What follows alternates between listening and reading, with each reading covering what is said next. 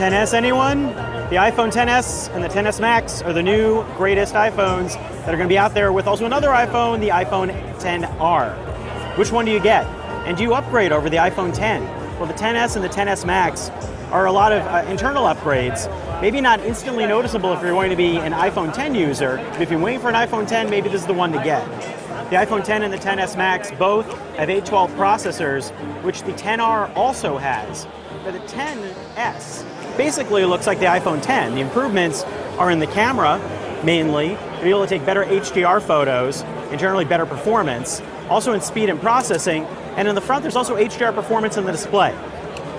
The XS Max is a 6.5-inch display, and the feel of it is really basically like an iPhone 8 Plus size phone.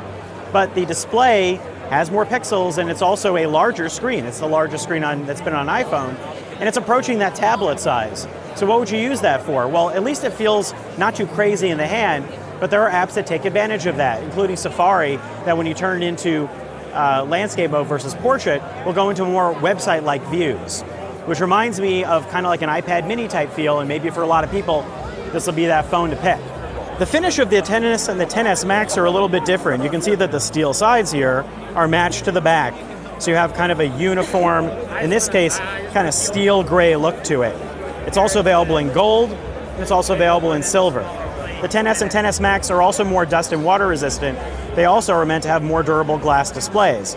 Water and dust resistance, supposed to expect 2 meters for about 30 minutes. The Face ID on the front is supposed to be faster, which sounds very promising for logging into your phone more quickly. The rear cameras here are still dual. They're both 12 megapixel, and again, they shoot in different HDR modes that are meant to capture more information and provide more vibrant photos in a variety of contrast situations. Also, the iPhone XS and XS Max will allow you to alter the depth of field in the camera app. There are third-party apps that have done things like that, but now that'll be baked into the iPhone. What do you use that A12 processor for? Good question. Apple touts the ability for it to play better games, use AR, handle machine learning, maybe for better power management for that. In terms of battery life, you can expect that the iPhone XS is going to be 30 minutes longer than the 10, so that's not a lot. This one might be an hour and a half longer, so if you're looking for a bit of a battery boost without having to carry a battery, maybe the Max is the way to go.